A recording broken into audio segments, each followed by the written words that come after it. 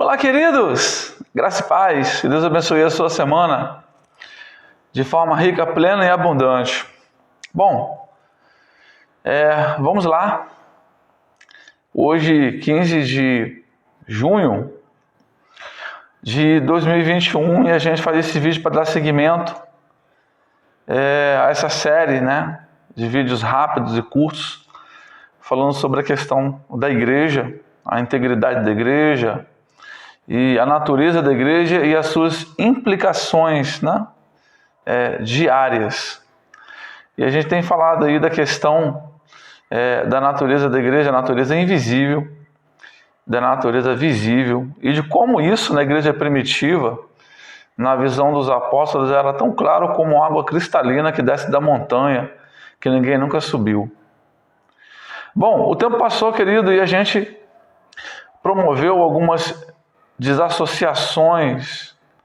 O tempo passou e nós desconectamos algumas coisas, ficamos pragmáticos, ficamos, no sentido assim da palavra, bem terráqueos, ficamos bem ateus, até mesmo dentro da igreja há um certo nível de ateísmo perigoso. Alguns teólogos já haviam apontado para esse fato de que nós, sociedade ocidental, nós desconectamos o invisível do visível.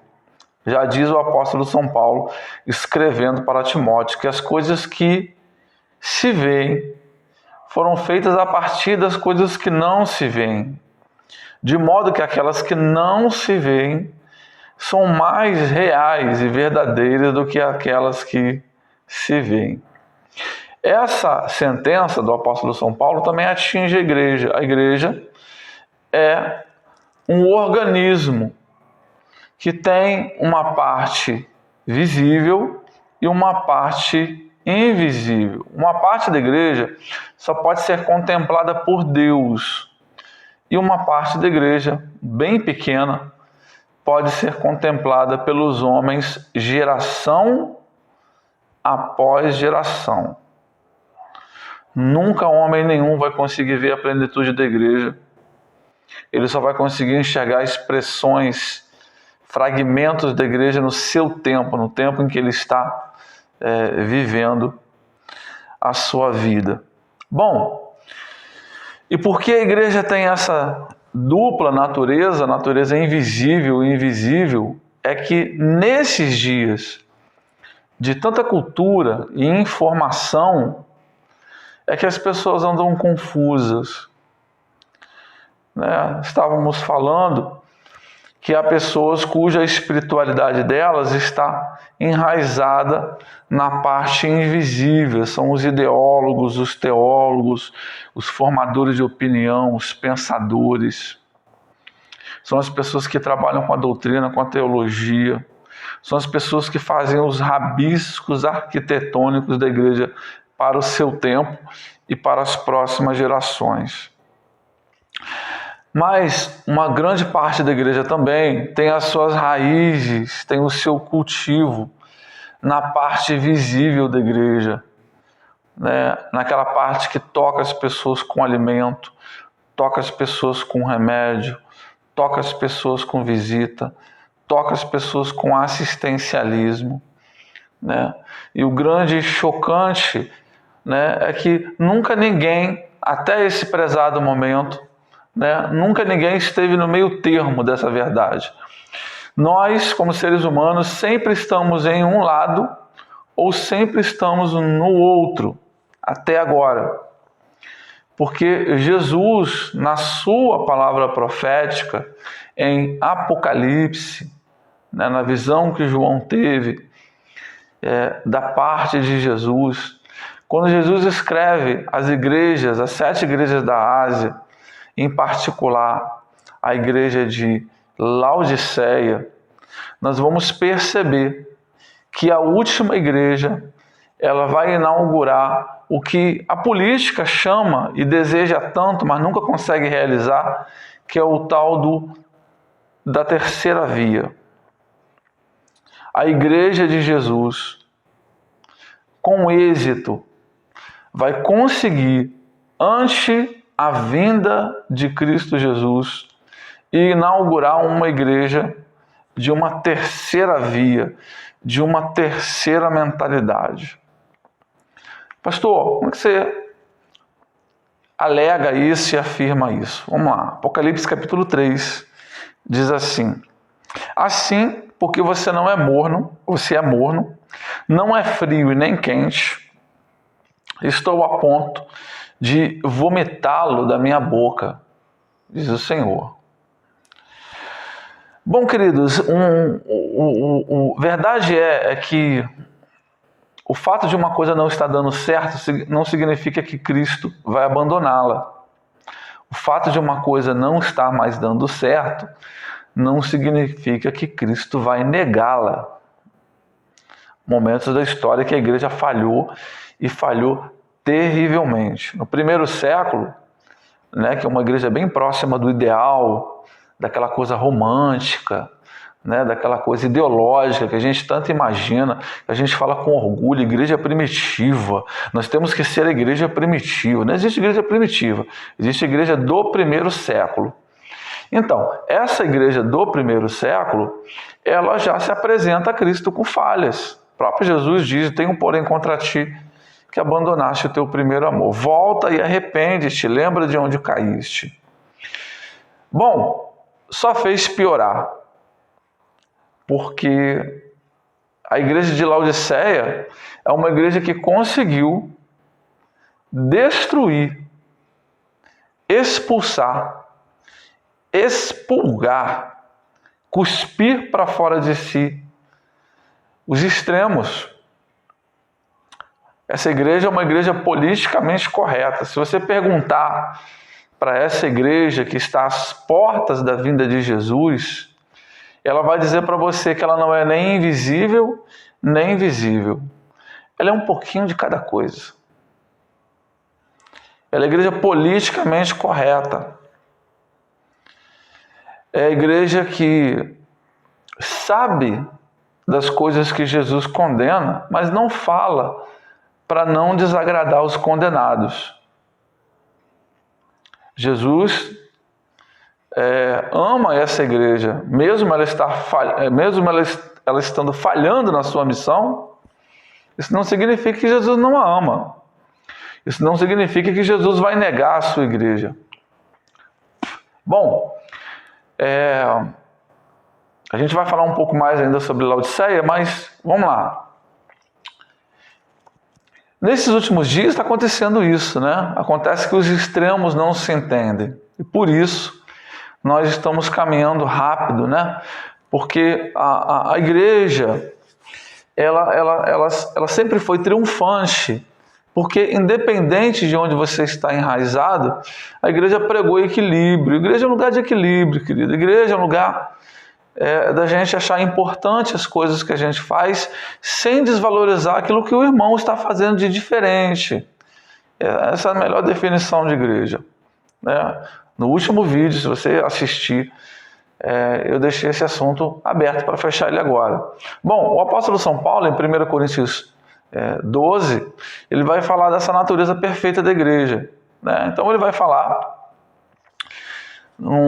do versículo 1 ao versículo 11, ele vai falar da questão invisível, dos dons. Ninguém vê dom de ninguém. Você pode ver o fruto, o resultado, né? O somatório, o acontecimento desse dom, mas você não vê o dom. Então, ele está falando para essas pessoas que estão enraizadas no campo da invisibilidade da igreja, as pessoas que operam nas questões intelectuais, espirituais, né? Transcendentes. Do versículo 12 ao versículo 31, aí ele vai falar para aquelas pessoas que estão na parte visível da igreja. E agora ele para de usar a figura espiritual e, de fato, ele começa a falar de uma coisa mais palpável. Nada melhor para expressar isso do que o corpo. Então ele vai falar, né, do 1 ao 11, ele fala da questão espiritual, dizendo que todas as coisas são regidas pela unidade do Espírito. Do 12 ao 31, ele também vai dizer sobre a unidade do corpo. E ele também vai falar que toda essa unidade é regida pela unidade do Espírito. De modo que quem está enraizado nas questões invisíveis olhava com respeito para as questões, para as pessoas que estavam envolvidas com as coisas visíveis. E as pessoas que estavam envolvidas com as coisas visíveis, com a diaconia real da igreja, olhava para as questões intelectuais da igreja, transcendentes e espirituais, com respeito. E assim a igreja caminhou em triunfo durante 21 séculos. Bom, a gente sabe que Jesus vai chegar no momento da história em que muitas instituições humanas faliram, foram levadas à falência de propósito pela ação maligna do anticristo. A gente já vê essa ação acontecendo no mundo agora. Todos os poderes do mundo, todos os poderes que regem o mundo, eles vão encontrar a sua falência perfeita e sincronizada ante a vinda de Jesus. Quais são os poderes que regem o mundo, Ney? O poder político, o poder econômico, o poder religioso, o poder militar. São os 4 poderes. Né? 4 é um número de governança, né? Mas também não vou entrar dentro desse detalhe agora não, porque a gente quer falar de numerologia. Geralmente na nossa comunidade, junto com os meus irmãos de maneira pessoal, às vezes eu costumo dar pinceladas sobre esse assunto, que é um assunto que eu gosto muito, a questão da numerologia presente na Bíblia. Esses poderes, eles regem o mundo, né? E frente à vinda de Jesus, eles vão encontrar a sua sincronizada falência. Isso vai acontecer para que o caminho para o anticristo seja aberto de forma perfeita. Bom, essa igreja de Laodiceia, porque ela é muito humanizada, ela está nesse pacote religioso, ela também vai encontrar a sua falência. Mas o fato dessa igreja estar falida nos últimos tempos não significa que ela não é amada por Jesus. Jesus ama os seus, né? Na saúde e na doença, de dia e de noite, na fartura ou na miséria. Né? Essa igreja institucional com CNPJ, essa igreja humanamente de sucesso, né? Eles têm uma declaração de propósito. Você vai observar que das 7 igrejas da Ásia, a única que tem uma declaração de propósito e missão é a igreja de Laodiceia. Isso te lembra alguma coisa? Isso te lembra algum tempo? A igreja de Laodiceia, das 7 igrejas, é a única que tem uma declaração de missão e uma declaração de propósito. Ela diz: eu estou rico, adquiri riquezas e não preciso de ninguém. Talvez seja a única igreja em todos os séculos que é bem sucedida humanamente falando. Essa igreja aqui, ela está à beira de não ser perseguida por ninguém, mas perseguir as pessoas, perseguir os povos, perseguir as nações. Isso te lembra alguma coisa? Então, essa igreja de Laodiceia, ela consegue ser uma igreja que aperfeiçoa a ferramenta do politicamente correto. Queridos, dá uma viajada aí pelo Twitter, pelo Facebook, pelo YouTube, que você vai ver que essa igreja já existe. Ela ainda não tem poder maciço, poder real, mas essa igreja ela já existe. As bases dela, o fundamento dela já estão entre nós. Uma igreja do politicamente correto. Uma igreja onde Jesus é o açougueiro. Ele só quer o seu coração. Nós estamos vivendo esse momento, onde aquilo que a igreja é, na sua essência, está sendo descaracterizada para a construção de uma coisa medonha, esquisita, estranha. mas ainda assim esquisita, medonha e estranha, amada por Cristo. Cristo insiste com essa igreja até o fim. Mas ela tem essa mensagem de particular para nós, para essa geração. A igreja de Laodiceia, ela é uma igreja que consegue derrotar os seus extremos. Os extremos da igreja é que sempre manteram o seu equilíbrio. Por exemplo, sempre haverá extremos. Vou dar um exemplo aqui para você. Até a ascensão política de Jair Bolsonaro, a política brasileira ela acontecia entre dois extremos. Ou as pessoas eram de esquerda do PT, ou as pessoas eram PSDB. Bom, após sucessivos e contínuos erros, o PSDB perde seu papel na história da política brasileira. Surge o fenômeno político chamado Bolsonaro. Agora, quais são os extremos? Nós temos de um lado o PT e nós temos do outro lado o Bolsonaro e aquilo que ele representa, a direita. Queridos, e não existe doença em você estar no extremo ou você estar no outro. A doença existe quando você não respeita quem está na oposição, quem está do outro lado daquilo que você defende. É isso que torna uma sociedade bestial. É isso que desumaniza uma sociedade, quando a gente, estando de um lado, não respeita o outro. Extremos sempre existiram e sempre vão existir. Um país pode ter 10 milhões de times de futebol, mas sempre tem aquele clássico.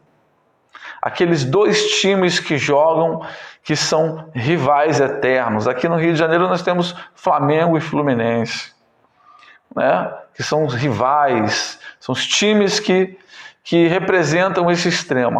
A saúde de uma sociedade, ela se equilibra entre os seus extremos, até a chegada, até a inauguração, até a ascensão da igreja de Laodiceia. Quando a igreja de Laodiceia chega, então, querido, não existe mais extremos. Não existe mais pessoas espirituais invisíveis, não existe mais diaconia, existe alguma coisa que tem um pedaço de cada, uma espécie de Frankenstein evangelical, Frankenstein gospel. É a igreja politicamente correta, que conseguiu com sucesso destruir o discurso invisível e o discurso visível da igreja. E ela tem essa autoridade porque ela enriqueceu, porque humanamente falando ela deu certo, porque ela tem conforto, né? Porque ela gera segurança social para as pessoas. E por isso as pessoas respeitam ela. Respeitam ela, mas ela não está associada à vontade de Cristo Jesus. Mas ela se harmonizou com o século em que ela está inserida. E ela destruiu os extremos. Ela destruiu os extremos. Toda vez que um poder destrói a sua oposição, né, surge um outro poder para lhe ser o extremo. É natural isso. Não como a igreja de Laodiceia. A igreja de Laodiceia ela consegue com sucesso destruir toda e qualquer oposição. Ela se torna a perfeita, a verdadeira, a legítima dona da mensagem do politicamente correto. Não há mais oposição. É uma igreja que não tem. Todas as 6 igrejas que vêm antes da igreja de Laodiceia, elas têm oposição dentro da própria igreja, para o bem ou para o mal. Laodiceia não. Laodiceia destruiu, destroçou, envenenou, matou de vez toda oposição à sua doutrina. Então, fica aí esse alerta e esse aviso para nós. Nesse vídeo que acaba agora, a gente vai continuar falando sobre isso, sobre a natureza da igreja e as implicações diárias. Amém? Bom, dentro da área invisível da igreja, habita toda espécie de ética, de verdade, de conservadorismo. Dentro da parte material visível da igreja, habita todo o pensamento de esquerda, de socialismo, de marxismo, teologia da missão integral e por aí vai, né, e etc. e tal. Pastor, existe pecado em um extremo e outro? Não, existe pecado quando os extremos não dialogam, quando os extremos não se respeitam. Aí existe. Porque a igreja, ela é socialista por causa dos seus verdadeiros valores invisíveis.